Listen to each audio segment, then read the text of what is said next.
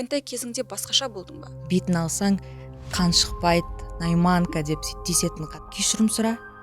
Мен сұрамаймын дедім. Енді білмеймін, мүмкін мен сол үшін шығар, үлкен өзімнен үлкенірек ер азаматқа тұрмысқа шыққаным, мүмкін мен ерте есейіп кеткен шығармын. Жүрген кезде ер азаматтан соншама қымбат сыйлықтарды алуға болады. Ол үшін не істеу керек? Меркантильный. Қара ақша сыйлық десе өліп тұр. Сенің қалың малыңды естіп, $30,000 деп жаздым. Негізі одан да көп болған. Күйеуіңіз өзіңізден қаншама жас үлкен, жұмыс жасамай қалса аппаратигі не істейміз? Парить етпеймін мен. Неге бөлек тұрасыздар енеңізден? Өзіңді адам қорлы сезінбейсің. Сен қызсың, сен қатты күлме, сен бүйтпе, сен сөйтпе дегенде. Түнгі қарым-қатынаста ашылу керек деп ойлайсың ба? Ер адамдарға сен бірінші өзіңнен ләззат алған ұнайды. Еркек үшін деп тырысып емес, бірінші өзіңе ләззат аламын деп тырысу керек. Көз, ерін, мұрын, бет. Мен рұқсат болса, қолым жылтып, бүйтіп ұстап көргім келеді.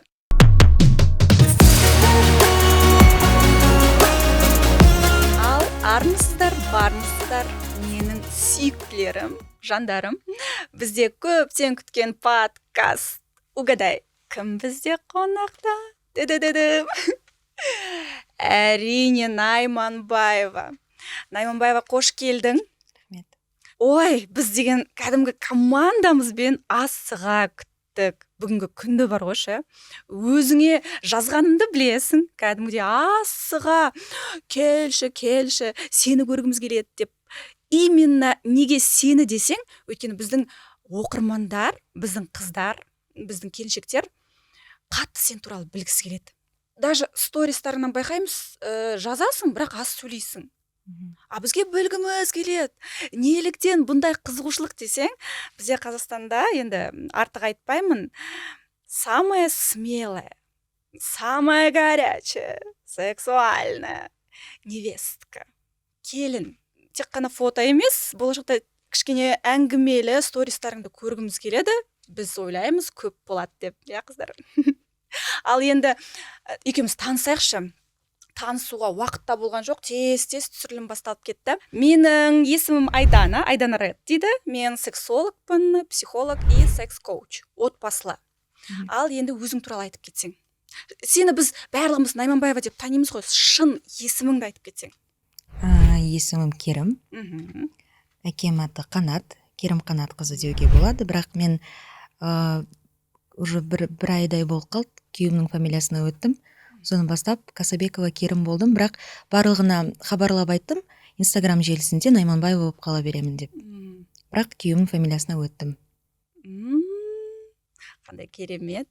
Енді бірден сұрақ менде. Біз сені той көйлегіңмен білеміз, бірден сол видеомен кәдімгідей сенде активность, кәдімгідей танылым басталды да. Не только келіншектер, қыздар да, жігіттерге шейін барлық қазақ елі аузын ашып таңғалдық шынымен де. Өйткені шетелде да сондай бір ашық көйлектерді көріп үйреніп қалғанбыз, бірақтан да қазақта, вот біздің елде бұндай көйлекпен смело шыққан сен болдың, өзің болдың. Сондықтан да барлығымыз менің өзім кірдім.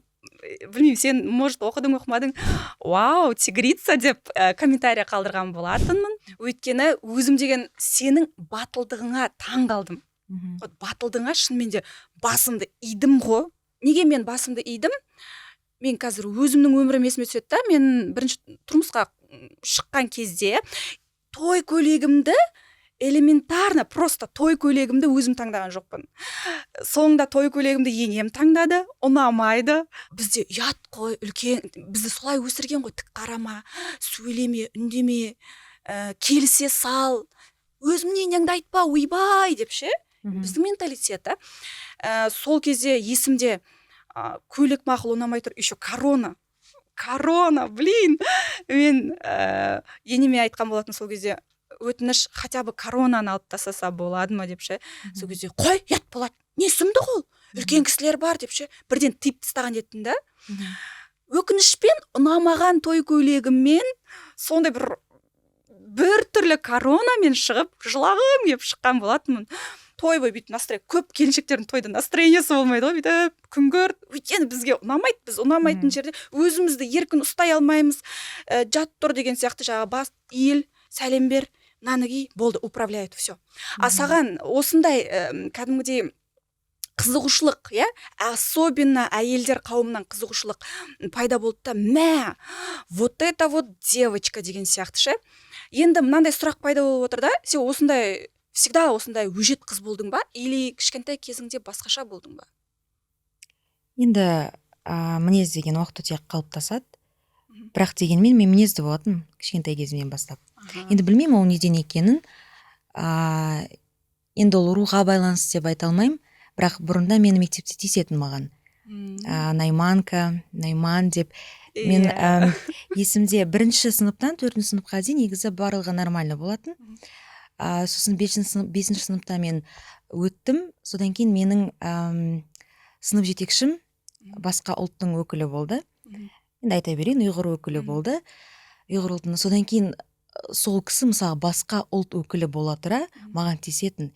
Бетін алсаң қан шықпайды, Найманка деп тиісетін қатты. Өйткені мен мынандай қыз болатын. Мысалға мен несправедливость болады ғой, соны көрсем, мен нетпеймін, кешірім сұрамаймын ешқашан. То есть, если мысалы менен кінә болса, мен кешірім сұраймын. Бірақ менен кінә болмаса, мен сұрамаймын. Сосын мен мынандай бір эпизодта жаттып алдым, сол 5-ші сынып, бір 10 жасармын мен өзім. Бүкіл ана кісі, сынып жетекшіміз, бүкіл сыныпты орнынан тұрғызып кешірім сұратқызған. Вот менен кешірім сұраңдар, өйткені оның қызы бізбен бірге оқыды, туған қызы. Менен кешірім сұраңдар деді. Сендер барлықтарың там интернеттен бір шығарманы көшіріп алдыңдар деген сияқты. Содан кейін бәрін тұрғыз қойған, мен де тұрғыз қойды. А мен алтын белгіге келе жатқан қызбын. Мен жақсы оқимын. Я 10 жасармын. Сосын мен тұрамда бәрі кешірім сұрап жатыр ана жерде. Ұлдарды, жігіттер бәрі кешірім сұрап жатыр. Кешіріңіз апай, екінші рет қайталанбайды. Фарида апай, кешіріңіз там бірдеңке. И мен сосын тұрамда маған келген кезде маған айтады: "Так, кешірім сұра." Мен сұрамаймын дедім. А ол енді бізге орыс тіліне берген екен, бізде кішкене более русскоязычный группа болатын. Сосын кешірім сұрамаймын дедім. Сосын маған айтты: "Жоқ, сен сұрайсың" деді. Сосын мен бүйтіп қарап тұрдым да айттым: "Я даже у своей собственной матери не спрашиваю прощения" дедім да. "И тем более у вас я не буду спрашивать" дедім. Типа просить прощения, там для меня это было, ну то есть я даже не знаю, то есть если я не виновата, почему я должна просить прощения? Я вот это просто не поняла.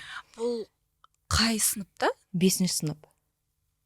5-ші сынып, мен 10 жасармын. Сонда менде мінез, сонда болып тұр ғой, сонда мен туылып тұрмын ғой. Жаңа бірақ қалыптасады деп қоямын, бірақ білмеймін, мен мүмкін туылған шығармын сондай бір мінезбен. Вот сол эпизод есіме түсіп отыр қазір сіз сұрақ қойғаннан кейін. Барлығы сонда справедливо болу керек, иә? Иә. Сенің ойыңша. Мен мысалға өзім қалаған нәрсемді істегім келеді. Неге мен мысалға, егер мен қателік істемесем, неге мен кешірім сұрауым керек адамнан? Мен мысалға үйтіп жасы үлкен екен, немесе білмеймін енді. Үлкен кісі екен деп үйтіп әркімнен кешірім сұрап, үйтіп өзімді бүйтіп ынжықтанып үйткім келмейді өзімді. Осы жерде бір сұрақ пайда болып жатыр да. Мен жаңа айтып өттім ғой, бізді осылай тәрбиелейді деп ше, үлкен кісіге мүлдем сөйлеме. Не сұмдық, особенно біздің менталитетте қыздарға өте қатал. Еркін қып ұл балаларды өсіреді да, қыздарға келген кезде, хоп, сен бүйтпе, сөйтпе, секірме. Сонда ойлап тұрмын да, сенің отбасыңда өзгеше тәрбие болған сияқты, әке-шешеңнің тәрбиесі жайлы айтып кетсең осы орайда. Қалай болды? Қалай тәрбиеледі сені? Негізі тәрбие өзгеше болған жоқ. Бәрін дегендей болды. Бір қалыпты, қазақи, патриархальный отбасы болды кәдімгідей. Еркек деген бірінші орында деген сияқты. Болды, иә? Иә, болды. Бірақ мен енді білмеймін, мүмкін мен сол үшін шығар, өзімнен үлкенірек ер азаматқа тұрмысқа шыққаным, мүмкін мен ерте есейіп кеткен шығармын, білмеймін. Енді әркімде өзінің бір проблемалары болады ғой. Менде кішкентай кезімде болды негізі, травмалар, проблемалар. Содан кейін мен мүмкін ерте есейіп кеттім, мен өзім анализировать етіп отыратын, мысалға, өзімнің әр істеген нәрсемді. Мүмкін содан шығар. Еркелетіп өсірді ма? Ерке қыз болдың ба? Негізі иә. Әкемнің бірінші отбасынан 2 ұлы бар. Біз екінші отбасымыз, заңды екінші отбасымыз. Мен енді олармен өспегеннен кейін мен өзімді негізі старшая сестра болып сезіндім. Өйткені мен бірінші қызбын ғой. Менен кейін інім бар менің кішкентай кезімде синдром, бірақ қазірге дейін бар, синдром старшей сестры, синдром отличницы, сондай бар по идее. Бірақ дегенмен де мен өзіме жұмыс істеу арқылы соның барлығын жеңіп келе жатырмын біртін. Больше анаңа ма, әкеңе ма жақындығың? Кішкентай кезімде әкеме жақын болдым. Одан Өйткені маған ұнайтын менің тәрбие өзгеше болған жоқ, бірақ мысалға мен әкем үйде өйтіп маған ыдыс жу, там үй жина деп айтпайтын. Мен жинамайтынмын ештеңкені. Үйде де там жүргенде ыдыс жумайтынмын, үй жинамайтынмын. Әкем маған просто айтатын: сен бізге алтын белгіңді әпер, қызыл дипломыңды әпер, болды, сенің міндетті емессің біздің үйде бірдеңке жасап жүруге деген сияқты сөйтіп өсірді. Керемет. Иә, сосын мен ештеңке істемейтін, мен мамамды қинамайтын. Әкем енді білмеймін, мен сондай қыз болдым, енді маған ұнайтын менің қалауларымды орындайтын адамдар жақсы көретін. Әкем орындайтын, мысалға ұрмайтын, соқпайтын, өйтіп аса сөйлеткізбейтін. Мысалға мен маған кішкене ұрысса, папам негізі оған ұрысқызбайтын маған. Солай өсірді. Бірақ өсе келе мен қазір өзім анама жақынмын. Өйткені әйелді түсінеді ғой. Өсе келе мен түсіне бастадым қалай отбасы құрылатынын, көп жерлерде әйел адамға қиын екен, ауыр екен түсінгеннен кейін мен анама жақынмын қазір. Көп бізде қыздар анасынан алшақ қой, даже құпияларын бөлісе алмайды. Сіздерде қалай құпияңды ашық айта аласың ба? Қазір иә. Мамаңа, иә? Как бы яблоко от яблони далеко не падает же. Мен мамам болсын, папам болсын, біз андай өтірікті аса көп айтпаймыз. Ашық айта салған жақсы көреміз. Ашық, как есть. И бір-екі там менде енді бұзақылықтар істейтін кішкентай кезімде. Сол кездері маған айтатын: сен шыныңды айт, лучше шыныңды айт, сол кезде бәрі нормально болады деп. И мен шындықты айта салатынмын. Вот осылай болды, вот осылай деген сияқты. И қазіргі күнге дейін айта салам, как есть. Қандай нәрсе болсын. Сонда бетіңнен қақпай өсірді, иә?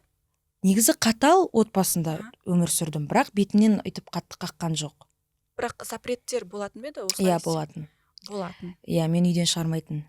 17 жасыма дейін мені үйден шығармайтын әкем. Сондағысы мен сол кездері қатты ренжитінмін. Иә, мысалға маған әкем болсын, мамам болсын, қысқа кигенге сөйлемейтін. Қысқа көйлектер, олар өздері әдемі қылып маған әперетін: сен куколкасың, сен сонда аяқтарын әдемі түзу ки деп сөйтіп өсірді. Бірақ мені шығармайтын. Сондағысы енді білмеймін, енді ол әкемнің ер азамат ретінде қызғанышы ма, қорқынышы ма, не екенін білмеймін, бірақ мен мамамнан сұрағам: неге мені сонша шығармадыңдар? Мысалға туыстармен жібермейтін. Туыстармен бір Гавайиға қыдырып келуге, там киноға, там сыныптастарым звондайтын телефонға: там пожалуйста, жіберіңізші қызыңызды, там деген сияқты. Мен шығармайтын мүлдем. Сондағысы мен мамадан сұрағаннан кейін мама айтты: сен просто әкең, енді ол кезде жасырмау керек, педофилия көп болды ғой. Сол кездің өзінде сол көп болды негізінде. Маған там автобусқа отырса аңда там үлкен жігіттер там кішкене сөйлеп тиісіп, кішкене бір әдемі болып сөйтіп нетіп қалсаң, сөйтіп тиісіп нететін еді сөйлеп. Сондағысы мен әкемнің қорыққаны мені зорлап кетпесін, маған тиіспесін, мен қызым, жалғыз қарашығым деп сөйтіп өсірді. Соны шығармайтын. Бірақ менде оған реніш болатын. Мен шығармадыңдар, мен түк көрмедім. Мен өйткені осы Алматыда туылғанмын, то есть коренная алматинка, но мен 17 жасыма дейін көшенің атын білмейтін. Өйткені шығармайтын.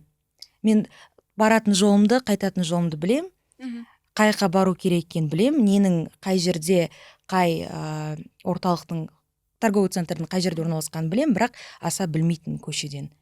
И әлі күнге дейін кішкене несем, шатасам, бірақ қазір уже получше. Мынандай сұрақ пайда болып жатыр да, қыздың мінезі жеңілтектеу болып келген кезде ата-ана бір қорқыныш пайда болады да: менің қызым секеңдеп тұр, мына қыз деген ұшқындап тұр, ертең біреуге ұрынар деген сияқты қорқыныш болады да. Ондай қорқыныш болмады ма? Неліктен соншалықты деймін да? 17 жасқа дейін сені шығарған жоқ, иә? Қанша жасқа дейін? 17 жасқа дейін. Вот. Ондай қорқыныш болған жоқ па сонда ата-анаңнан? Біреуге ұрынып қалады деп па? Иә. мінезің қандай болды деймін да, сол кезде мысалы подростковый возрастта сен қандай болдың? Сабырлы болдың ба, бұзықтау болдың ба, мінезді болдың ба? Шыдамай кеткен кезде мінезімді көрсететін, үйдің бәрін қирататын мен. Сендер шығармадыңдар, мен өлетін болдым уже сабақ оқып деп айтатын кәдімгідей. Сосын олар айтатын, ну енді алтын белгі ал, сосын там нетесің деп. Бірақ сосын мен алтын белгі алғаннан кейін действительно маған кішкене еркіндік берді. Кішкене емес, кәдімгідей берді. Универге қалай түстім, барғым келген жаққа барып, солай сөйтіп үйреніп кеттім өзімде. Мен бар емес па, сөзіңді бөлейін, таң қалып отырғаным алтын белгі. Бізде құдай үшпен төртті бүйтіп ығыстырып бітірдік қой әйтеуір. Алтын белгі, бірақ саған қарасаң, любой адамда просто на взгляд айтады да, ну она глупенькая блондинка внутри, ну видно, она глазами хлопает, хлоп-хлоп, а дальше тупит деген сияқты ше. Бұның көбісінің ойы еще бұның еркегі ақылды, өзі тупенькая деген сияқты. А қазір мысалы сен менімен бөлісіп жатырсың, мен де кәдімгідей таң қалып тұрмын алтын белгіге. Шынымен жақсы оқыдың сонда, иә? 11 сынып жақсы оқыдың ба? Иә. Бірақ мен алтын белгі, қызыл дипломды, универде қызыл дипломға бітірдім. Мен бірақ оны ойламаймын ақылдылықтың белгісі деп. Ақылдылықтың, көрегенділіктің белгісі деп. Алтын белгіні аласың сен егерде задрот болып оқысаң, кез келген адам, кез келген бала алады негізі алтын белгі болсын. Вот солай мен оны ақылдылықтың белгісі демеймін. Бір мудрость, бірақ табиғатынан болатын. Иә, маған таң қалатын. Не по годам мудрая деген сияқты. Вот осылай.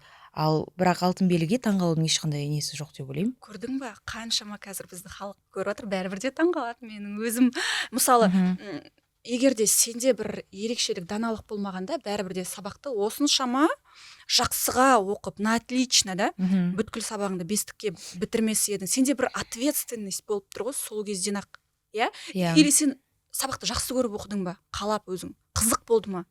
Әрбір пән. Әр пәнді жақсы көрдім деп айта алмаймын.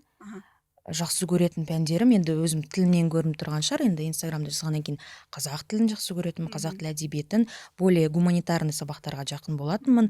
Бірақ математика, физика барлығын бірге алып жүретінмін. То есть, иә, одан да мықты болатын. Өйткені мен әкем қинатып мені физматтың мұғалімдеріне апарғызатын. Білмеймін, енді олар сөйтетін, сен физматқа баруың керексің, физика мамандығына түсуің керексің деген сияқты. Бірақ мен сол кезде бой бермей Казгуға журналистикаға түстім. Сосын тағы да сұрақ пайда болып отыр. Тек қана саған ғана осындай қарым-қатынас болды ма, әлде басқа балаларға да болды ма осындай гиперопека? Кәдімгідей сен жақсы оқу керексің, үйден шықпау керексің. Әкемнің ба? Әке шешеңнің. Енді мен енді әкемнің бірінші балаларын бір рет қана өмірде көргенмін. Бұлай араласпаймыз, сондықтан білмеймін енді ол жақта қандай тәрбие екенін. Бірінші отбасыда білмеймін дейсің. Білмеймін дем. Екінші отбасыда сен інім. Вот ініңде ше? Інімде оған енді еркіндік берілген, иә. Иә. Несправедливо. Иә, мен де кішкене нетем. Бірақ ол жерде енді інімде кішкене денсаулығы мен несі бар, проблема кішкене. Содан кейін оған лояльно қараймыз бәріміз, еркелетіп, жақсы көріп. Болашақ күйеуіңізбен қалай таныстыңыз? Негізі бірінші бөлімін Инстаграм желісінде жазғам. Білмейтіндер көп? Екінші бөлімін енді уәде еттім де, сосын жазбадым. Өйткені давление көп болды, өйткені бәрі таң қалды. Ой, сонда ол саған, сен артынан сөйтіп жүгірді ма, сонда саған андай берді ма деген сияқты. Сосын мен жазбай қойдым, жарайды деп. Қалай таныстық? Енді білмеймін, тағдыр деген нәрсе бар ма, жоқ па? Бірақ енді біздің случайда барау деп өзім сөйтіп ойлаймын. Бірінші мен өз версиямды айтайын. Мен өзім қалай сезіндім, ол 1 сәуір болатын. Мен ол кезде КТК арнасында жұмыс істеп жүрдім де, жұмыстан шығып кеттім. Мен шығарып жүрді негізі жұмыстан, бірақ ол жақ айтпай қойын. 1 сәуір болды, мен туған күнім 3 сәуір. 1 сәуір ол сенбі күні болып тұрды да, мен сосын сенбі күні өзімнің қыздарыммен, коллега қыздарымен қыдыруға шықтық. Сол кезде мен бірінші рет сол Little Brazil деген ресторанға бардым. Ол кезде негізі мен былай артымнан жүгіріп жүрген негізі жігіттер болған. Мен оны енді күйеуім де өзі білет, сол кезде маған бәрі звондап, мен алып кеткісі келіп сөйтін етті. Бірақ менде бір андай бір сезім болды, бір түрлі. Мен бара жатырмын, Little Brazilде отырам, андай бір сезім болды. Мен қазір біреуді көретін сияқтымын, біреуді қазір кезіктіремін. Бірақ білмеймін кім екен. Мен еще қасымда құрбым болды, Айнура. Мен соған айтам, Айнура, орысша айта берсем болады ма? Айтам, Айнура, я, кажется, как будто кого-то сейчас встречу. Ол айтады, ну, кого к тебе обычно сейчас подойдут, подкатят, там, парни, деп айтты. Мен айттым, нет, ну, как будто, может, я знакомого человека, что ли, встречу, дедім. То есть мен ойладым, что мен таныс адамды кездестірем деп. Сөйтіп отырдым. Білмеймін енді, кеш бойы сөйтіп отырдым. Как будто қазір мен біреуді болады ғой, көріп қалам. Вот қазір біреу кіреді, мен соны көрем деп отырдым. Бірақ сосын ұмытып кеттім уже. А менің күйеуім ол кезде ораза кезі ғой. Күйеуім өзінің досымен бір ресторанда өздерінің оразаларын ашып, сөйтіп келеді. Сосын мен күйеуімнен сұраймын ғой енді, сендерде қандай вообще версия, сендер не істедіңдер деп. Күйеуім айтады, біз негізі үйтіп Little Brazil'ға үйтіп кірмейтінбіз дейді аса. Білмеймін дейді, кіргім келді дейді сол жаққа. Білмеймін. Вроде бірақ ораза енді, өйткені мен күйеуім өзі Ремизовкада тұрады. Өзі сол вилла Little Brazil'ге жақын, өзі сол жерде өзі тұрады. Сосын досымен бірге ифтар ашқаннан кейін ол айтады, білмеймін деді, вот кіргім келді дейді сол Бразилияға. Досым айтады дейді, қойш, жүрш болды. Еще ол кезде ол айтады да, не тұрды дейді, кептеліс полиция қызметкерлері тұрды дейді, жолдан өткізбей. Сосын досым айтты дейді, ну все, Малик, поворачивай, все, поехали деп айтты дейді. Мен білмеймін, жоқ, кірейікші деп сөйттім дейді. Атақ үйтіп Little Brazil'ға олар үйтіп кірмейтінбіз деді, шынымен де. Жоқ, кірейік деп ол сөйтіп кіреді. Сөйтіп екеуі бірге мені айнаның алдында көрген. Мен көрмеймін оларды. Көрмей өтіп кеттім. Сонда енді ашық айта берейін, енді күйеуім де оның досы да қасындағы ұнатқан мені бір көргеннен. Өзі де сол мен кеше де бірге есімізге түсіріп айтады. Ол өзі де айтты, енді күйеуім вот с первого взгляда просто влюбился дейді. Көрдім, мен досым көрсетті дейді, посмотри, какая типа девчонка. И мен көрдім да, что білмеймін, влюбился дейді. И қалай сені көрдім, солай қарап отырдым дейді. Содан кейін барып мен андай неге қыздармен отырған столға бардық. Сосын билеуге шықтық. Сосын олар бізге қарама-қарсы столикта отырды. Досы екеуі. Чай ішіп өздері отырды. Сосын маған сол қасымда құрбым Айнура келіп айтты. Ана екі мужик деп айтты. Ана екі мужчина саған көздерін алмай что-то қарап тұр деді. Сосын бір қараймын. Мен ойладым, ну енді жарайды, бәріне қарап отқан шығар деп ойладым. Сосын бір кезде билеп жатырмын. Сосын бір қарасам, шынымен де енді мен өзім күйеуіме көзім түсті енді бірінші болып. Маған қарап отыр. Уже бір сағат өтті, әлі қарап отыр. Білмеймін не болғанын. Бір сағат өтті, қараймын, әлі отыр. 2 сағат өтті, қарап отырды. Соңғы біткенше, ана жабылғанша ресторан маған сөйтіп қарап отырды. Сен ол уақытта билеп жүрсің, қайтып келдің, тек қана қарап отырды, бірақ биге шақырған жоқ. Жоқ, просто қарап отырды. Ары қарай. Сондағысы өзінің ойы бойынша, күйеуімнің ойы бойынша, ол мені уже представлять етіп жатқан екен. Вот осы қызбен мен болсам, қалай болады екен, жүрсем, қалай деген сияқты. Өйткені күйеуім уже 5 жыл болды ораза ұстап жүргеніне. И өзі ораза деген енді жертвовать ету ғой. Мысалға тамақпен, өзіңді ұстау, әр нәрседен тыю өзіңді. И ол өзі сөйтіп айтады да, мен Құдайдан тілейтінмін дейді. Енді бәрі жасын біледі ғой, мен күйеуімнің қазіргі уақытта 45-ге келді, 46-ға келеді осы жылы. И ол айтады, мен өзім сөйтіп тыйып жүрген кезде Құдайдан сұрайтын дейді.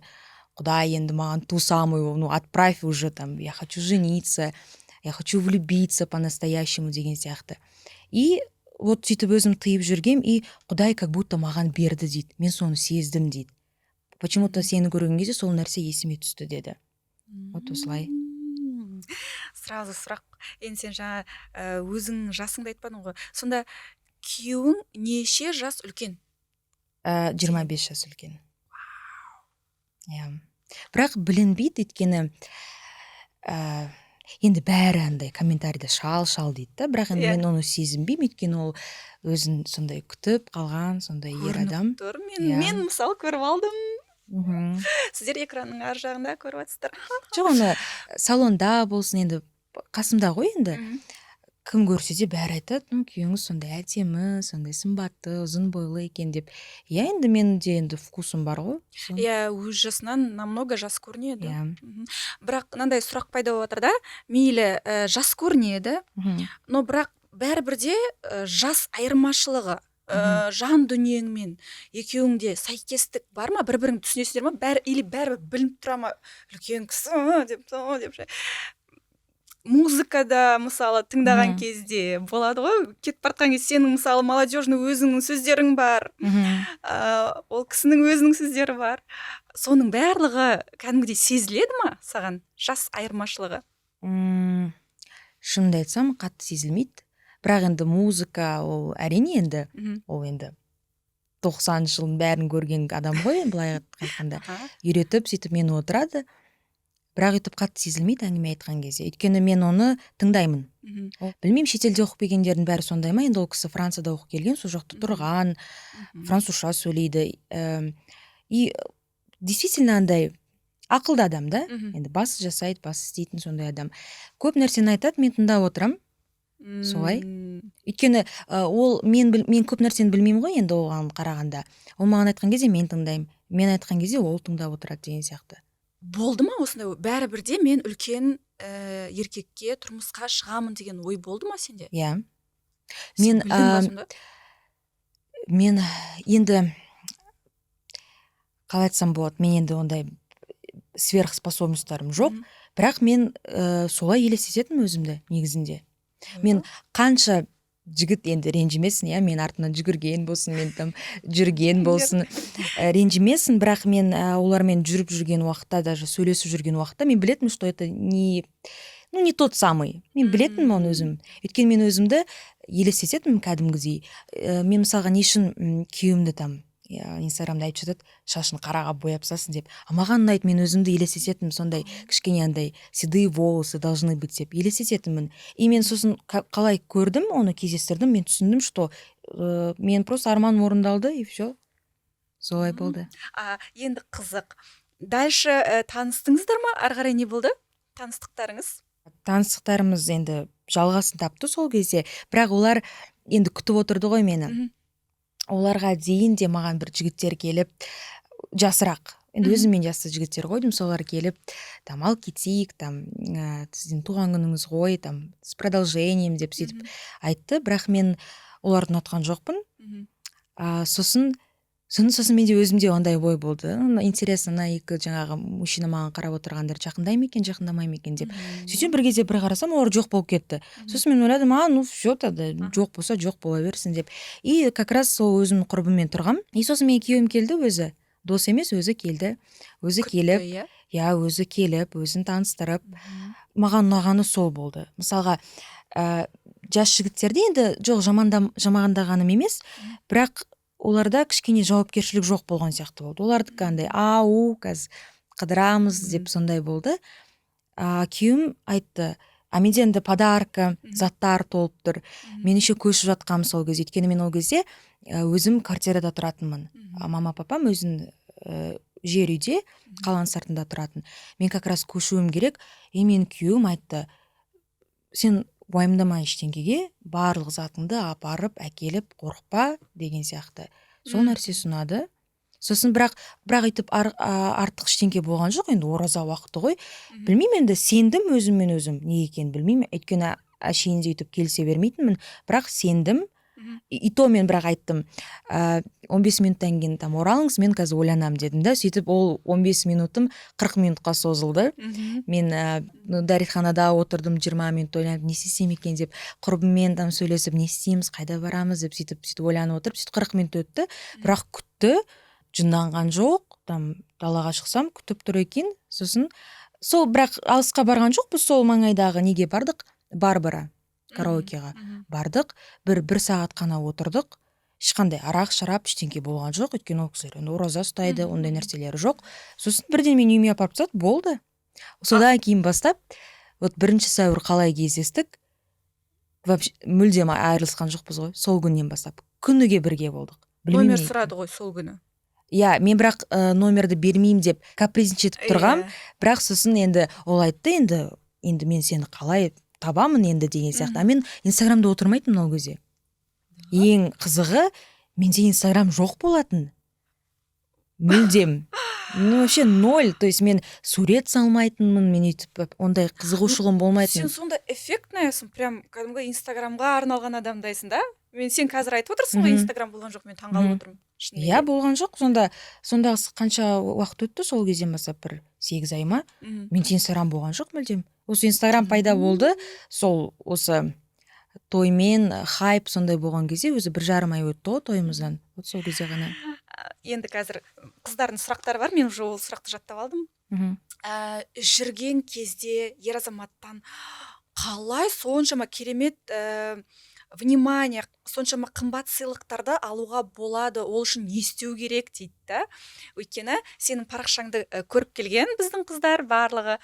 Сенде сондай қымбат брендовый жаңағы алқасы бар, гүлі бар, үлкен, иә. Өте қымбат сыйлықтарды біз байқадық. Оның барлығын қалай болды сол процесс қалай солай қымбат сыйлықтарды алуға болады дейді. Мен жас қыздар сұрағысы келіп отыр да. Еркектен сондай вниманияны алу үшін не істеу керек, қандай қулықтарға басу керек? Ешқандай қулық жоқ негізінде. Сені ұнатса, ер адам алып береді ғой кез келген нәрсені. Просто бұл жердегі бір ғана фишка, ол ашық айту өз ойыңды. Андай оның миын жеп намектап емес, ашық, мысалға мен осындай қалайтын едім. Мысалға мереке келе жатыр. Өйткені мен онымен жүріп жүрген кезде мен неше түрлі мерекені ойлап таба беретінмін. День принцессы деп айтатын. Вот ертең день принцессы, мен андай подаркын алғым келіп тұр деп. Алып беретін болды. Ода тұрған, білмеймін, енді қулық жоқ деп ойлаймын ешқандай. Еркелеп қоясың? Еркелем, иә. Өзің сондай бір мейрамдарды өзің ойлап табасың? Енді ойлап тапқан жоқпын, сөйтіп білмеймін. Инстаграмда шықты ғой день принцессы деп, сосын айттым. Вот день принцессы дедім. Күшті. Блин, негізі просто неге бұл сұрақ бізде қыздар 2 жылдап 3 жылдап жүреді, не дұрыс вниманиясы жоқ, не дұрыс сыйлығы жоқ, екі гүлдің өзіне қуанып жүреді да. Сондағы мен ойлаймын да, бұл жердегі әйелдің өзіне деген махаббаты, чего ты достойна. Мысалы, менің ойымша, сен солай өзіңді өте жоғары бағаладың да, самооценка өте жоғары болды, иә? Сол кезден өзіңе деген сенімділігін и әйелдік энергия. Қыздар, құлақтарыңыз алтын сырға, өздеріңіз бағалап үйреніңіздер. Егер сыйлық бермесе, болды. Көзің құртыңдар. Сыйлық бермесе, мен білмеймін, енді терпелі ұқсап, өйтіп шыдап жүрудің қажет жоқ деп ойлаймын қыздарға. Мүлдем жүрудің қажет жоқ ондай жігітпен. Өйткені ол жігіт онда сені жақсы көрмей тұр ғой, онда сыйламай тұр деген сөз ғой. Өйткені ол жігіт, мысалға, кейбір қыздар ренжіп жатады ғой, ой, мен бывшим сондай, мұндай деген сияқты. Ол мысалға басқа қызға сенен кейін жасауы мүмкін соның бәрін. Өйткені ол жақсы көріп қалуы мүмкін оны. Еще бізде жігіттер сразу, меркантильный, қара, ақша сыйлық десе өліп тұр. Сонда мен жүрегімді қалдым. Осы сәтте сұрақ, қалтасында ақшасы жоқ, астында машинасы жоқ, үйі жоқ. Сондай, бірақ сүйкімді, жүрегі сондай кең, саған деген отношениясы жақсы жігітке қарайтын бедің? Жоқ, қарамайтын едім. Енді әр адам вкусына байланысты ғой. Мысалы, кейбір қыздар андай өздерін мықтымын деп позиционировать ететін қыздар, енді олар айтуы мүмкін, бірге көтерілейік, мен шыдаймын деп. Мен енді изначально өзімнен үлкен болу керек, уже тұрақты, бәрі тұрақталған болу керек деп қалағаннан кейін мен жүрмейтін едім ондаймен. Вот, ақшасына бірден қарайсың. Ақшасына болғанда енді оның наличие деньгқа емес, бірақ әрине тұрақты жұмысына, жалақысына былай қараймын, иә. Машинасына. Әрине. Вот. Әрине. Қай жерде тұратындығына, жоғары жақ, төменгі жақ. Иә. Түсінікті. Енді біз қазір той көйлегіне жақындап келе жатырмыз да, но бірақтан той көйлегіне дейін тағы сұрағым пайда болып тұр. Мысалы, сен Little Brother-ға дедің, иә? Бразил. Сол жерге барған кездегі образын көрдік та, ашық, прям әдемі, тартып тұр. Көк көйлек па? Көк па, қызыл ма? Ол жоқ, Little Brazil'да мен көк көйлек, 2 көйлек кидім, көк, біреуі қара. Екеуі де қысқа болды. Вот. По фигуре. Прям ашық барлығы да. Енді айтып отырсың ғой, сен ата-анам қатал болды, үйден шығармады деп. Қай кезде сондай бір өзіңнің ойың, өзіңнің өмірге деген көз қарасың, қай кезде сен өзіңнің сөзіңді айтып бастадың? Мен бөлек тұрғым келеді, мен осылай киінгім келеді, еркін өмір сүргім келеді. Былай қарап отырсаң, еркіндіктің белгісі емес пе? Мысалы, каждая девушка тоже хочет, да, мысалы, ашық киінуге, фигурасы позволяет, но бірақ әке шешесінің ойы тума-туыс ел не ойлайды деп қорқады да. Сосын тағы қорқатыны, мен солай ашық киінсем, мені жаман қыз деп ойлап қалады, легкодоступная, сондай бір бұзылған қыз деп ойлайды деп қорқады да біздің қыздар, жас қыздар. Сенде қай кезде сол ой қалыптасты? Еркіндік әке шешеңе қалай түсіндірдің? Қай жасыңда болды сол?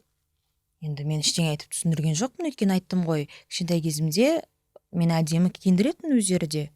Әдемі қылып көйлек болсын, өздері мақтап отыратын мені, аяғың түзу, фигураң әдемі деп. Мектепте де болды ма сондай жабысып киіп? Оған көз қарасы? Мектепте де мені завуч директордың алдына апаратын, ұзын көйлек киіп жүрсін деп. Мен кигім келмейтін ұзын юбканы. Өзің қысқартып аласың әдемі қылып? Әдемі қылып қысқартып, ательеден сөйтіп киіп алатын өзім. Көкірек ашық болды ма ол кезде? Жоқ. Жабық болды. Енді ол кезде, енді білмеймін, ол кезде мен оқыған кезде енді ол кезде көкірек темасы ондай модно болмады. Неге білмеймін. Біз ашпайтынбыз, білмеймін. Бізде бөксе жақты көрсету керек болатын. Сондай мода болды. Значит, ашық киінуге ол кезде рұқсат болды. Ол жерде бір деп шошынып саған запрет қоятындай ата-анаңнан ондай қарым-қатынас болған жоқ. Ол түсінікті да. Бірақ қай кезден бастап сен бөлек тұрамын деп шештің? Қай жасыңнан бастап? Бөлек тұрдым мен, сол қалай универге түстім. Сол кездері, бірақ енді ол кезде қатты тұрғызбайтын, бірақ мен арасында там құрбым тұратын неге квартираға барып тұратын. Прям вот бөлек тұрам деген уақыт ол универ бітіргеннен кейін болды. Универ бітірдім. Осы КТК-да жұмыс істеп жүрген кезде мен бөлек кеттім өзім. Үйді сен жалдап тұратын бедің или? Жалдап.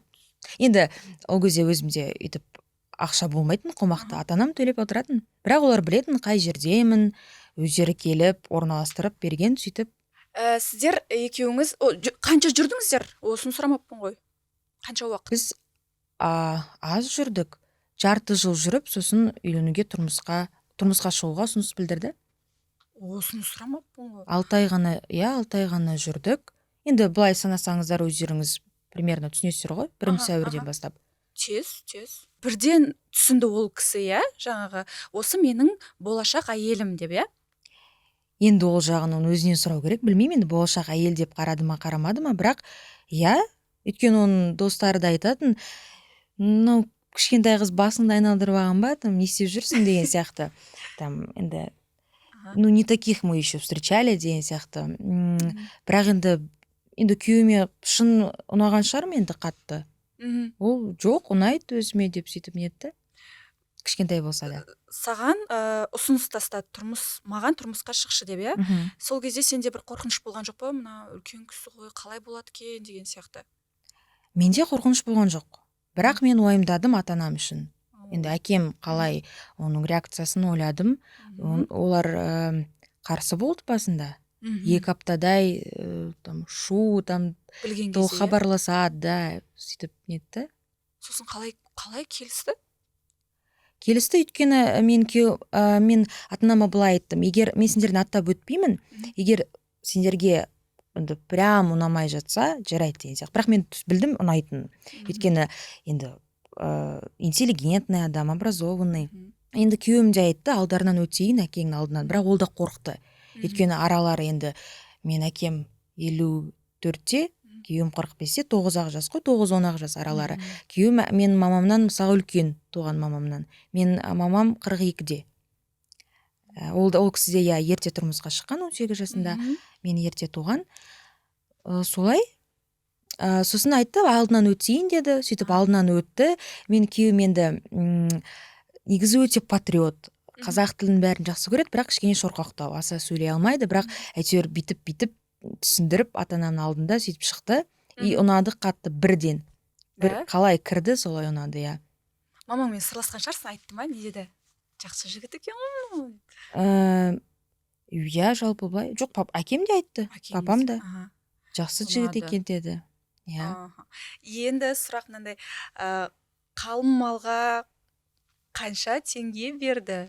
Қалың малмен негізі сонымен неттім ғой деймін, Инстаграм желісін жарып жібердім ғой деймін.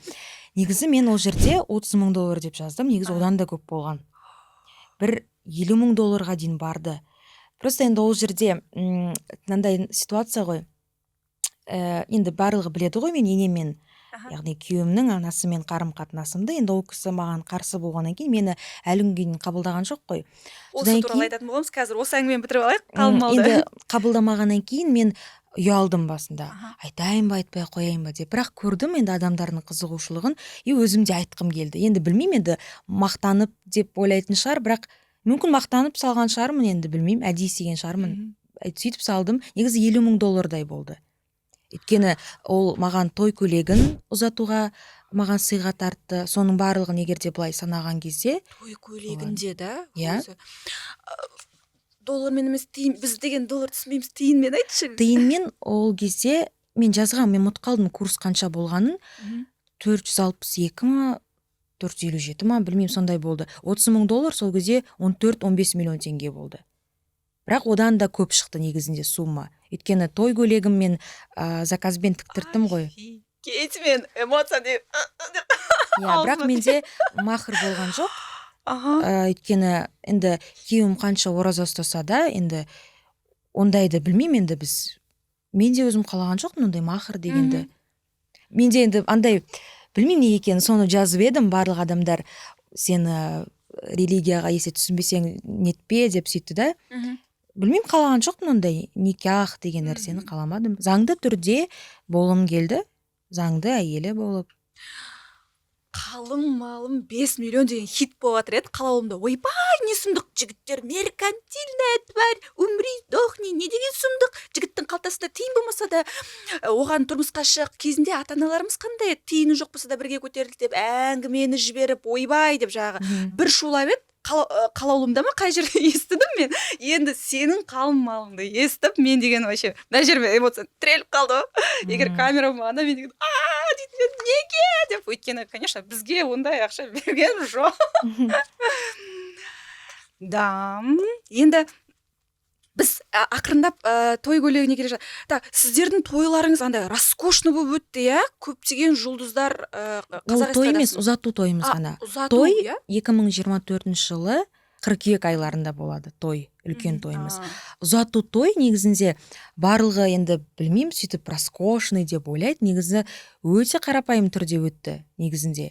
То есть біз қазір тойға уже дұрыстап планмен дайындалып жатырмыз. Ұзату ол цветочки негізінде.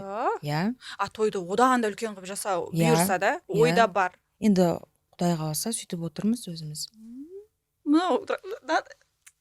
Бәріміз көре алмайтын сол ғой, өстіп айтасыңдар ғой, өзіміз бейшара бір 20 адаммен тойымызды өткізген. Так, түсінікті. Ендігі сенің ұзатудағы образың, сенің ұзатуда киген көйлегің. Қалай ойыңа келді, қалай таңдадың, ақылдастың ба сосын өзіңнің анаңмен, күйеуің жақта туысқандар, ең болды ма ол кезде? Араласты ма, тойға келді ма? Иә, ұзатуға келді. Бір айтпады ма? Бірақ мен олардан рұқсат сұраған жоқпын. Тек қана күйеуімнен. Күйеуіме көрсеттім. Күйеуіміз бірден ұнады.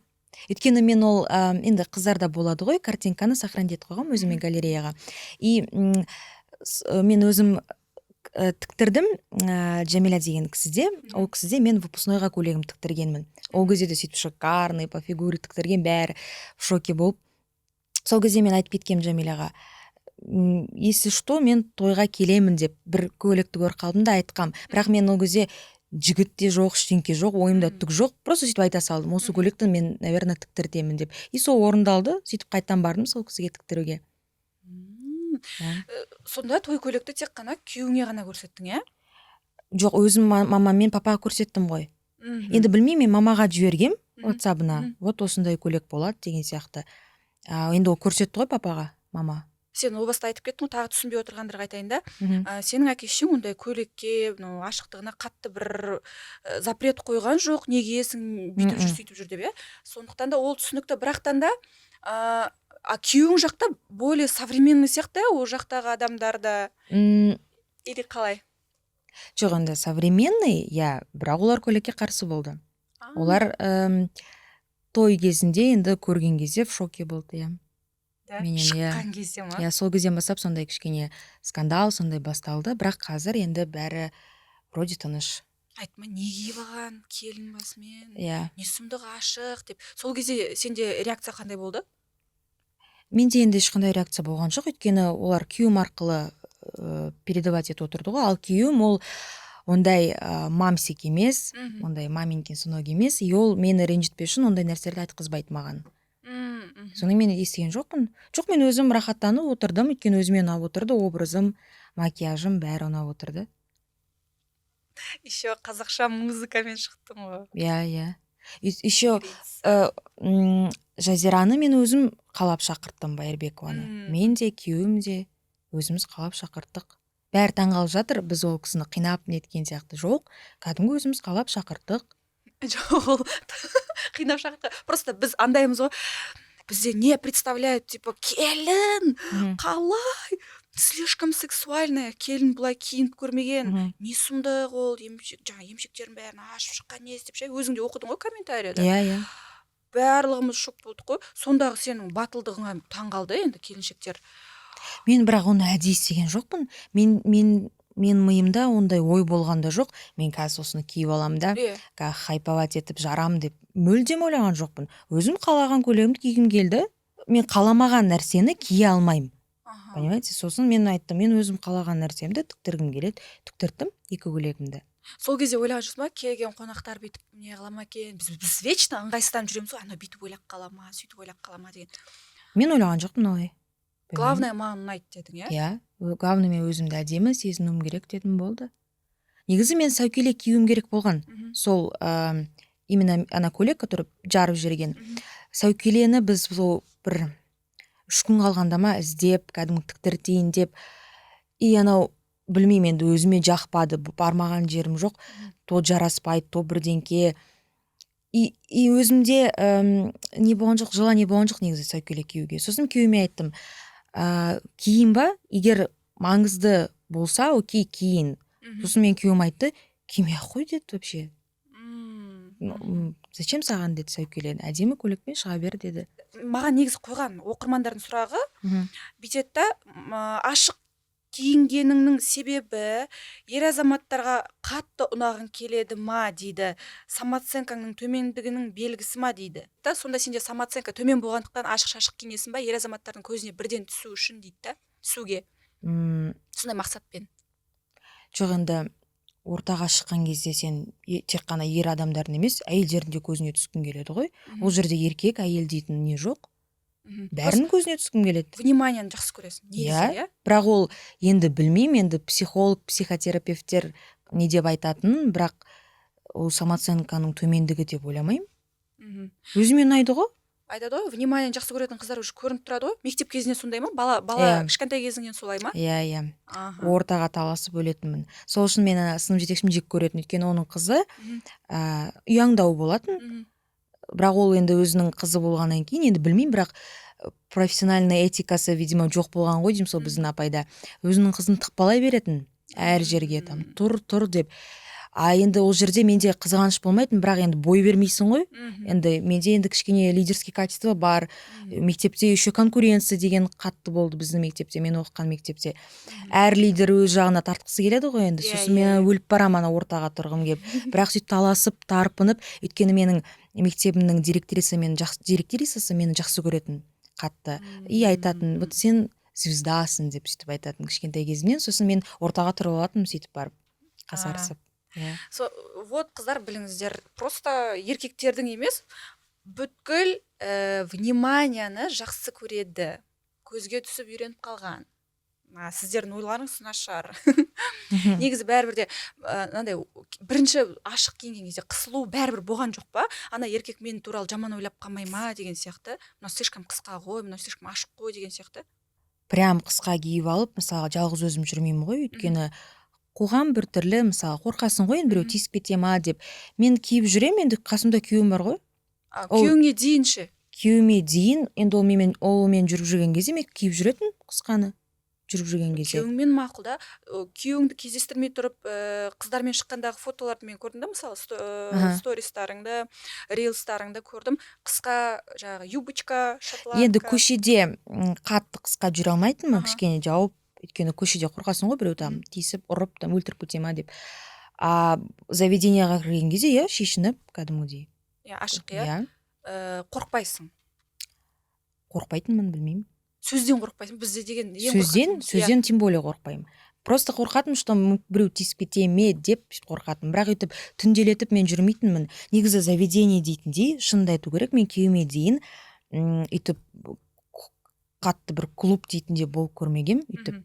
Өйткені мен аса ешкіммен дос болмайтынмын, онда баратын адам жоқ, сөйтіп жүретін.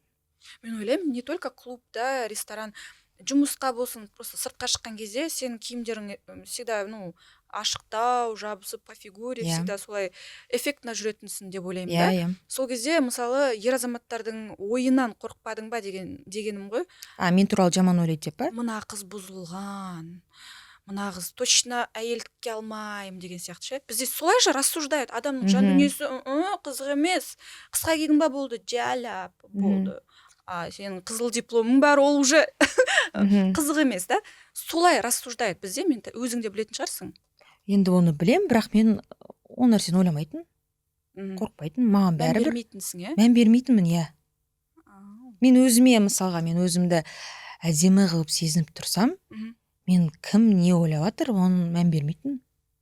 Өзіңді жақсы көресің, өзіңе қызығасың, солай шығып кетесің. Иә, мысалға, өзіме ұнайды, айнаға қарап тұрам, бүйтіп, ұнап тұрса болды, мен мән бермеймін, бүйтіп, кім не айтып жатыр. Әйтпесе ктк-да істеп жүрген кезде де сөйлейтін маған, кейде сөз келетін, там Кирочка, там кішкене бір жабық киінсең болатын еді деген сияқты. Бірақ аузым ашылса жүрегім көрінеді негізінде. Содан кейін бәрі енді түсінген шығар, жаман қыз емес деп. Сені тани келе біледі, иә, сен қандай екеніңді.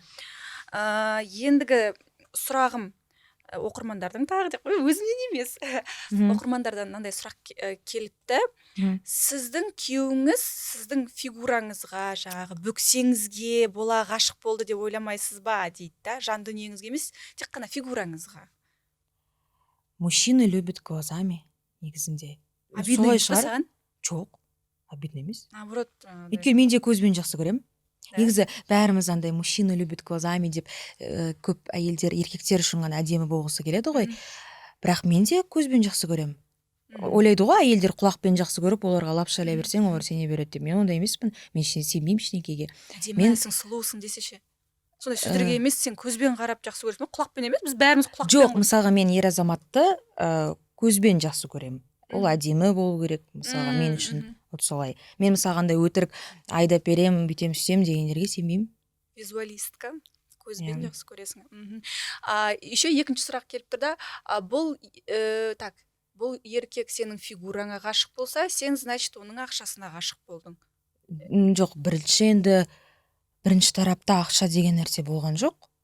Бірінші тарапта оның сымбаты болды мен үшін де. Өзінің әдемілігі. Айттым, өзі мен жазғам, мен әдемілігіне қараймын, иісіне қараймын. Мысалы, маған ұнаса, мен уже андай жарайды деп кішкене қабылдап қарай бастаймын. Кішкене маған түрі ұнамай қалса, иісі ұнамай қалса, болды, мен қарамаймын оған. Енді мен сексолог болғаннан кейін ондай сұрақ келіп тұр да, енді жауап бересіз ба? Күйеуіңіз өзіңізден қаншама жас үлкен, жаңағы түнгі қарым-қатынас бәрібір болады ғой дейді да. Жұмыс жасамай қалса аппаратигі не істейміз деген сұрақ. Енді ондай болмайды деп ойлаймын. Әзірше бәрі жақсы. Иә. Олай болмайды деп ойлаймын дейсің ба? Бәрібір де возраст. Енді бұндай сұраққа жауап беруге кішкене біртүрлі екен. Өйткені подкаст шыққаннан кейін бәрі көреді ғой енді. Көреді, бізде оқырман басқаша, бізде білгіміз келіп тұр ғой сол. Барлығында негіз ойлайтын сол ғой, жазатын да шығар комментарияда. Ойбай деп, мен айта берейін комментарияны, шалға тиіп апты, ертең қалай болады екен деп жазып отыр. Мен оқып шықтым лично, осы подкастқа дайындалдым ғой мен. Одан проблема болмайды деп ойлайсың ба? Енді білмеймін, ол нәрсе әлі болған жоқ қой, ондай бір жаман нәрсе. Болашақты ойламаймын десе, негатив. Иә, мен үйтіп ұмытып қалдым қазақшасы қалай болады, өйтіп париться етпеймін мен. То есть білмеймін, қазір мені бәрі устраивает, поэтому не істеймін оны ойлап қайғырып дұрыс, позитивно ойлаймын. бірақ мен енді менің күйеуімнің генетикасы былай мықты, өйткені ол кісінің әкесін біз негізі осы жылы жоғалтып алдық. Ол кісі марқұм болып кетті, бірақ мен ол кісінің әкесін де былай көрдім ғой, шетінен өте сымбатты, бойы ұзын, сондай. Мен негізі иногда күйеуіме күліп айтам, менің идеальный типім негізі сіздің әкеңіз болған по идее деп, өйткені ол андай ақ шашты, сондай әдемі, сондай сымбатты, андай болады ғой, қара торы бір ер кісі, статный, сондай кісі болатын. И енді өкінішке орай сол кісіні жоғалтып алдық осы жылы. Тістері бәрі түзу, андай түспеген, мысалға үйтіп шал дейтіндей шал болған жоқ ол кісінің, тіпті әкесінің өзі, хотя ол кісінің жасы 76-да болды мысалға. Сондықтан ойлаймын, ондай проблема болмайды деп. Бала планда бар ма сіздерде? Бала жоспарлап жүрсіздер ма? Әрине жоспарлаймыз. Күйеуім қалайды, иә.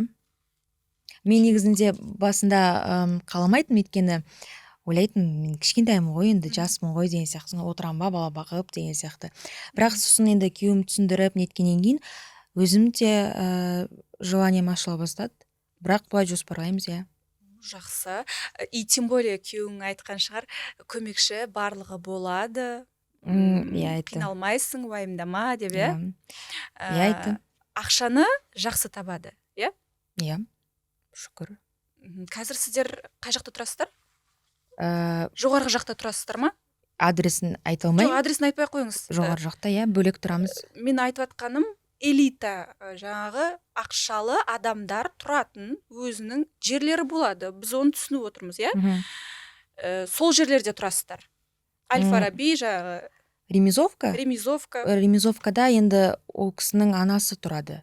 Бірақ енді ол жер енді сөзбен айтып жеткізу мүмкін емес. Мен ол жерде бай көп болдым, көрдім сыртынан, енді білмеймін ана.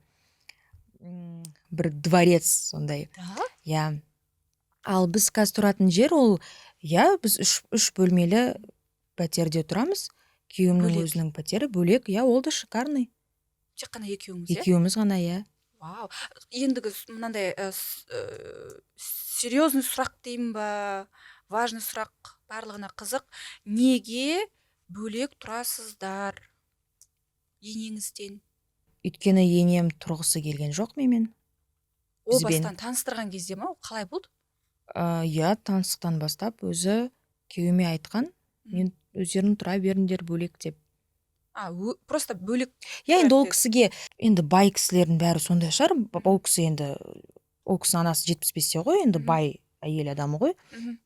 Оның өзінің қызметшілері бар, садовник, бәрі бар. Иә, оған ондай керек емес, ондай орамал тағып, оны алдына келіп тамақ жасап берген. Өзінің поварлары бар. Бірақ конфликт болған жоқ, иә? Менімен? Иә. Болған жоқ. Біз барлығымыз бүйтіп түсініп отырық қой, енесі менсінбеген ба, сол үшін бірге тұрмайды ма деген сияқты. Жоқ, енді енесі болғанда енді ол жағын өйтіп қатты айтқым келмейді. Енді мен тырысам, мені қабылдаса екен деп ойлаймын, бірақ енді әлі қабылдаған жоқ. Енді ода білмеймін, енді қызғаныш шығар баласына деген, білмеймін. Сол ғой, осы сұрақ қой, қабылдаған жоқ, иә? Ешқандай конфликт болған жоқ, просто қабылдаған жоқ. Конфликт енді маған жеткен жоқ олардың конфликті, бірақ енді конфликт өзінің баласы екеуінің арасында мүмкін болған шығар, туысқандарының арасында, бірақ енді маған ешкім ештеңке деген жоқ. Түсінікті. Енді сіздер шетел аралап, демалып, бірге жүруге план бар ма сіздерде? Иә. Уже таңдап қойдыңыздар ма? Бізге де қызық, айтып кетсең де. Белгілі бір себептерге байланысты енді біз ұша алмай қалдық, бірақ әлі де енді кеш емес. Қазір ақпан айы бітіп жатыр ғой. Наурыз айында мүмкін барып қалармыз. Бал айы. Бал айына, иә. Күшті, керемет. Қазақта келінге қыздарға қатты қарайды деп ойламайсың ба? Тым қатал деп ойламайсың ба? Біздің менталитет именно қыз баласына. Иә. Ойлайсың. Тыйым көп. Ойлағанда енді көрініп тұрған нәрсе ғой. Негізі дұрыс емес деп ойлаймын оны. Оның себебі мен ойлаймын, патриархалды қоғамда өмір сүруге үйреніп қалғаннан кейін сондай шығар деп ойлаймын. Тыйым көп. өзіңді адам қорлы сезінбейсің. Мысалы бұрындары сөйтіп тыя береді ғой, енді сен қызсың, сен қатты күлме, сен бүйтпе, сен сөйтпе дегенде өзіңді адам емес сияқты сезініп қаласың. Мен негізі гендерға бөлген ұнатпаймын, әйел, еркек деп. Біздің табиғатымыз әртүрлі, мойындау керек, өйткені еркек адам енді бала туа алмайды. Ода әйелде бар процесстер жүрмейді, мысалы организмінде. Бірақ мен ойлаймын, біз теңбіз деп. Әйел не, ер адам не, бірдейміз, бірдей адамбыз. Сенің ойыңша тең көзқарас дұрыс барлығынан да, еркек пен әйелге тең қарау. То есть үйдің тіршілігі де тең. Мысалы еркегі ыдыс жуып жатса, әйелі бала қарап отыр деген сияқты, үйдің де тіршілігін теңдей бөлген дұрыс деп ойлайсың, иә? Әрине.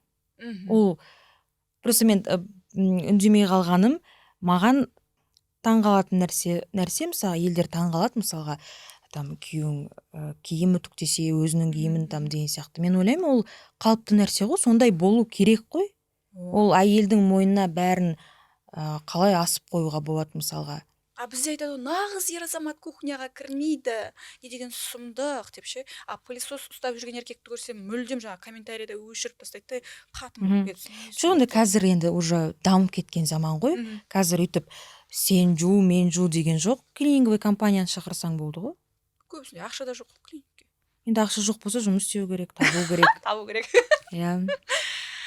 Негізі менің де ойым сол, үйдің тіршілігі болсын, жаңа еркек, әйел деп бөлмей, барынша еркекке жағдай қасыңа көмектесші деп алдап қойсаң, ол да жүреді ғой қасыңда көмектесіп, әйеліне неге көмектеспеске, мысалы. Жоқ, енді алдаудың, үйтіп қулыққа барудың қажеті жоқ, жай айтасың ғой енді. Бізде жай айтқан түсінбейді ғой.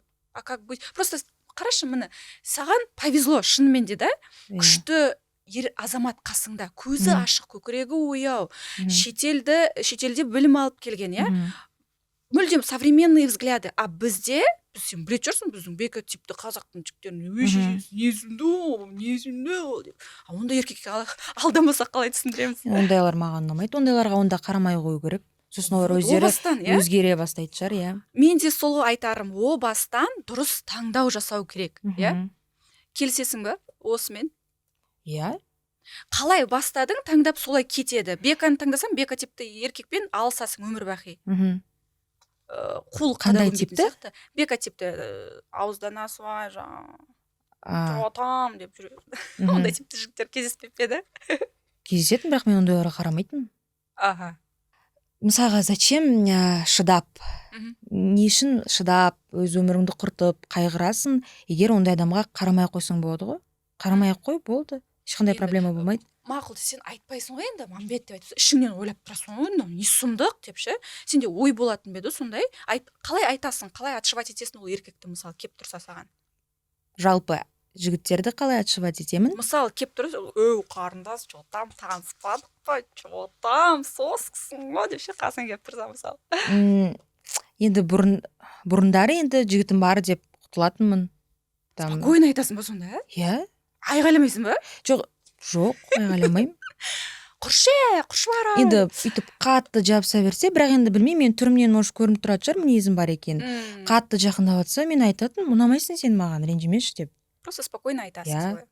Менің вкусым басқаша деп сөйтіп айтатын. Болған жоқ па, көбісі андай нагло қолынан ұстап, билік, жүр деп тартып ше. Енді ондайлар болады, там заведение сондайларда. Енді қаш кететін болды. Бізде мынандай сұрақ. Сен шын өмірде осындай сексуальная, привлекательная, яркаясың ба, әлде тек қана образ ба бұл? Үйге келген кезде бәрің шық, меленькая такая момақан қыз. Жоқ, үйде де сондаймын, образ емес. Шынайы өмірде осындайсың, Үйде де осылай жүрем. Енді, мысалға менде андай жоқ, тырысу деген. Маған өзіме ұнайды осылай жүрген. Бәрі ойлайды ғой, мен история бірдеңе салсам, андай более жабысқан, мысалға менің пижамалар, пеньюарларым бәрі андай сексуальный болса, бәрі ойлайды мен әдейі істейді деп. Еркектің басын айналдыру үшін әдейі істейді деп. Мен әдейі істемеймін, мен ол болмаса да сөйтіп киіп жүре беретін едім үйде өзіме. Егер кигім келмесе кимеймін, өзім білем, өзімен өзім жүре берем. Болады ғой енді, кейде көңіл күйім болмайды, үйтіп киіп жүруге.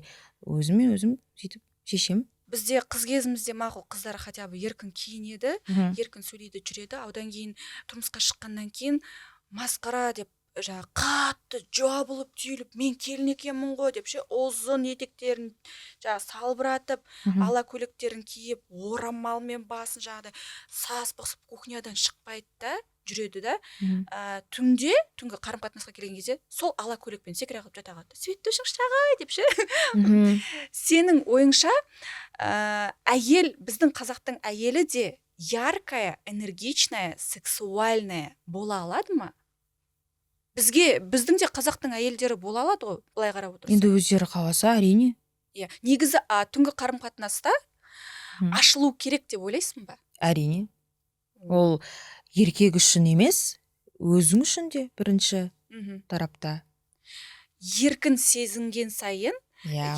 еркегіңе ләззатты бересің, ләззатты Өзің де аласың. аласың. Иә. Негізі ер адамдарға сен бірінші өзіңнен ләззат алған ұнайды негізінде. Мгм. Сен еркек үшін деп тырысып емес, бірінші өзіңе Мгм. ләззат аламын деп тырысу керек. Содан Сол кейін барып ер кезде адамға. еркекке де ол ұнайды. Иә. Мгм. ұнайды. Сен де келісесің онымен. Иә. Сосын айтайын дегенім, сұрайын дегенім, бізде қарашы, алатын қыз, баратын қыз деп бөледі әлі күнге дейін. Мгм. То есть енді ашық айта берейін, баратын қыз деп мысалы сені айтса, иә, Мгм. сен ашық бүйтіп ярко сексуально, Мгм. мына қызға бару керек деп ше. Алатын қыздыға инабатты, ибалы, еріндері кеседен басқа жерге тимеген қазақ қызына үйленем деп өлеңдетіп отырып алады да ол қызды ше. Мгм. Сосын алып алғаннан кейін қызығы кетіп қалады. Ой, показалось, төсекте тартпайды екен. Өйткені ол инабатты ғой, ол қыз ұялады. Ол қыз жағдай шынымен де ер азаматпен сөйлесіп көрме, екеуінде коннект жоқ, екеуінде энергиялық совместимость жоқ. Мына келінді ата-анасын алып берді да, өзі сүймейді. Мгм. Бірақ баратын қызға барып тұрады да. Измена Мгм. көп болады бізде қазақтарда измена көп. Мгм. Осындай измена болмас үшін еркектің қадамдары қандай болу керек? Неге вообще сенің көзқарасың неге алатын қыз, баратын қыз деп бөледі біздің еркектер? Мен өз түсінгенім, Мгм. қанша мен әйелдерді кінәлағым келмейді да. Мгм. Мысалға, просто кейбір жігіттердің тәрбиесін көрген кезде айтады ғой, мамаң сен дұрыс тәрбие бермеген деген сияқты. Бұл жерде негізі мен ойлаймын, еркек тәрбиелейді да. Мгм. Өздері сондай қоғамда өздері өмір сүреді. Бізде қазақтың жігіттері. Алатын қыз, баратын қыз деп бөледі. Өйткені мен ойлаймын, бұл жерде мүмкін өздеріне сенімсіз шығар. Сөйтіп серая мышканы алып үйде отырғызып қою керек, ол тыңдайды, айтқанын істейді, иә. Бала туып отырады жыл сайын. Былай барып жүрем деген сияқты. Бірақ енді мен оны дұрыс емес деп ойлаймын. Енді еркектерге бәрібір шығар, енді оны кішкентайынан бастап дұрыс тәрбие беру керек онда. Өйткені мен ойлаймын, бұл жерде аналар емес, әкелері тәрбие беру керек дұрыстап онда. Ұнатқан қызыңды ал деген сияқты. Мысалға менің күйеуіме оның әкесі сөйтіп тәрбие берген. Мысалы менің күйеуім бүйтіп айтады: если в постель, то только с королевой. То есть ода ондай понятие жоқ, серая мышканы алам, семен пока жүре тұрам деген ондай жоқ. Если в постель, то только с королевой дейді. Өйткені сүйгенін алып тұр ғой, қарашы. Иә, өйткені оның әкесі де оған айтатын: сен деген сымбаттысың, мен сен не зря тудым ба деген сияқты. Сен деген әдемі красавицамен болуың керексің деп. Өз теңімен болу керек деген сияқты үйреткен ғой енді. Қандай керемет. Бұл жерде бірақ етті алатын қыздардың бәрі жаман деген сөз емес, мүлдем. Енді баратын қыз да жамандағым келмейді. Білмеймін, енді ол еркектерге сұрақ. Жоқ, мысалы бұлар баратын қызына ғашық болып тұрса да алатын қызды алады. Мынау қатын болатын қыз деген әңгіме бізде көп ер азаматтар арасында.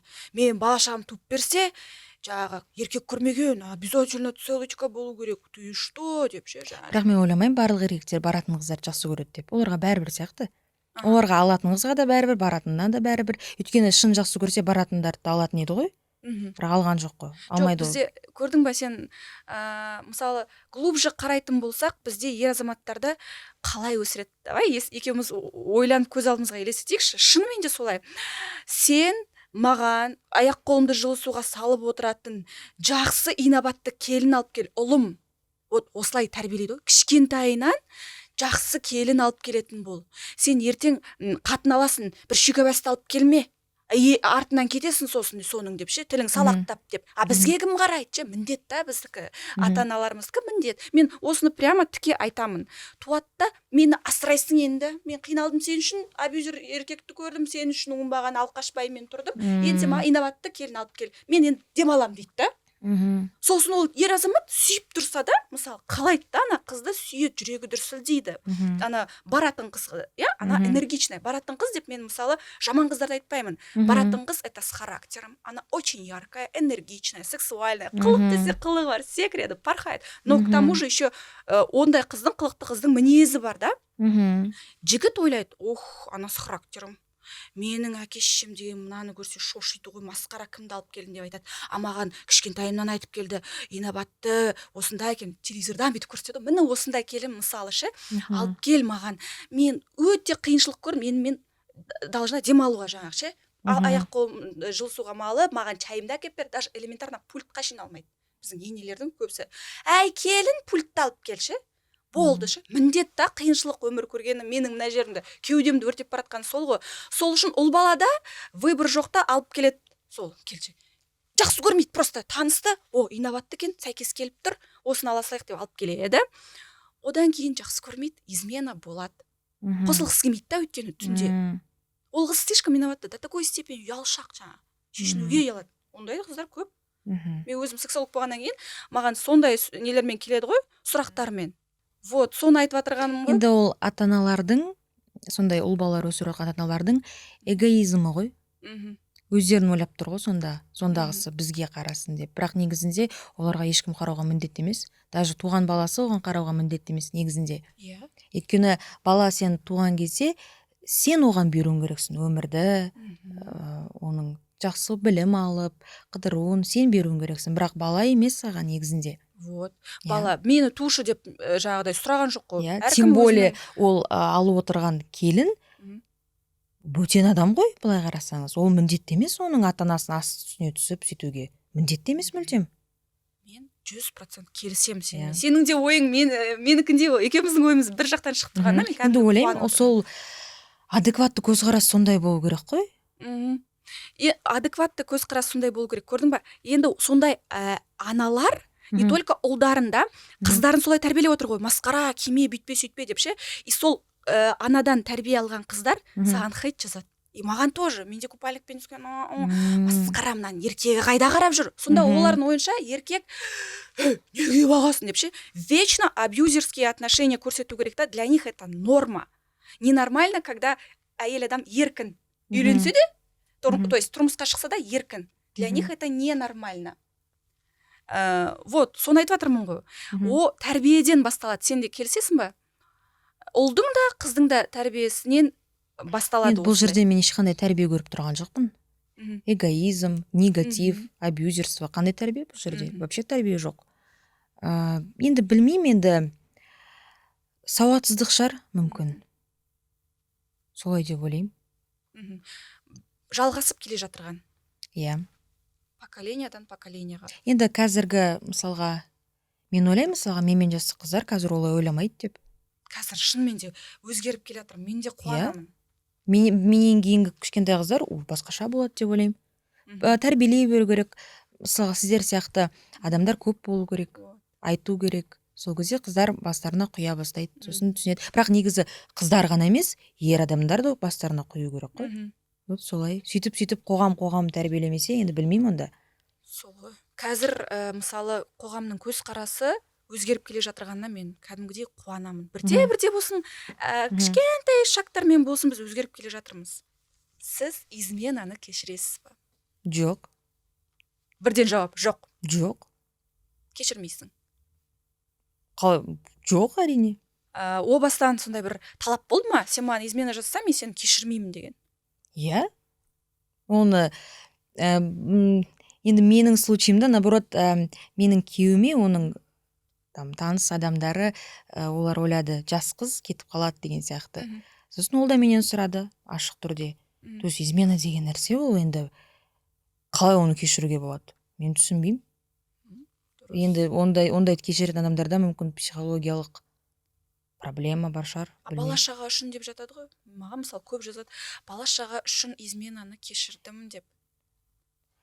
Бала шаға ол өскеннен кейін саған ол үшін рахмет айтпайды. Не істейді? Оны дұрыстап түсіндіру керек. Мысалға вот осылай болды, үлкендерде осындай ситуация деген сияқты. Енді білмеймін, енді әркім өзі шешеді, бірақ мен кешірмеймін. Мені де кешірмейді, мысалы мен күйеуім егер де мен ететін болсам. О баста айтты, иә, мен де сені кешірмеймін. Иә. Сондай случай болатын болса бет аулақ деп. Иә. Түсінікті барлығы. Бүгін келгеніңе мен шынымен де қатты қуаныштымын. Бір шынайы еркін подкаст болды деп ойлаймын. Ешқандай бір жаттанды сөздерсіз, екеуміз кәдімгідей сен ашылған сайын мен одан сайын ашылдым да. Ойлаңыздаршы қыздар, кстати, бірде бір үзіліссіз біз қалай бастадық, да, конца солай жаздық. Шынымен, иә, еркін, ашық екенсің шынымен де ше. Не только просто образ сондай шынайы екенсің. Мен осыны айтқым келді. Осындай болып қала бер. Осындай яркая, энергичная, сексуальная. Главный сұрақ. Емшегің өзіңдікі ма? Иә. Өзіңдікі. Жасатқан жоқсың. Бөксе барлығы өзіңдікі. Бәрі өзімдікі. Не то, что там бөксе немесе омырау, ерінді де жасатпаған. Барлығы өзіңдікі. Өзімдікі. Көз, ерін, мұрын, бет. Мен рұқсат болса, қолым жылтып, бүйтіп ұстап көргім келеді. Өйткені көрермендер қазір сұрап жатыр, өтірік мүмкін емес. Көріңізші ұстап. Енді білмеймін, бір түрлі көрінетін сияқты камераға. Көбісі армандайды, мен просто жай ұстап көрем. Вау, шынымен өзіңдікі. Ешқандай силикон ештеңе емес, қыздар. Өзімізде жоқ болғаннан кейін сөйтіп ойлаймыз енді. Еркін подкастқа келгеніңе өте көп рахмет. Осындай болып қала бер әдемі, еркін болып, ешқашан ешкімнің сөзіне мән бермей, қалай сен өмір сүріп жатырсың қазірше. Сен ашық-шашық деп елдер айтады ғой, ойбай, мына қызда не тәлім алады, мына қызда не тәрбие алады, бүткіл жері ашық деп ше. Біз әйелдер қауымы сенің ашықтығынан, ойбай деп сен жас қыздарды бұзып жатқан жоқсың. Біз сенен аларымыз ол сенің батылдығың, өзіңнің жеке шекараңды дұрыс қорғай алғандығың. Біз содан кәдімгідей мотивация аламыз. Сендей қыздар керек деп ойлаймын. Өйткені біздің қазақтың қауымы, біздің қазақтың қыздары слишком жабық болып баратыр. Мен айтпаймын енді, әркімнің өзінің еркі ғой, қалай киінсе де, не істесе де, просто хотя бы сен сияқты слишком ұяң қызға чуточку өзіңе деген сенімділікті, батылдықты береді деп ойлаймын. Сіз сияқты қыздар. Рахмет. Осымен подкастымыз аяқталды. Сау болыңыздар, қыздар. Сау болыңыздар.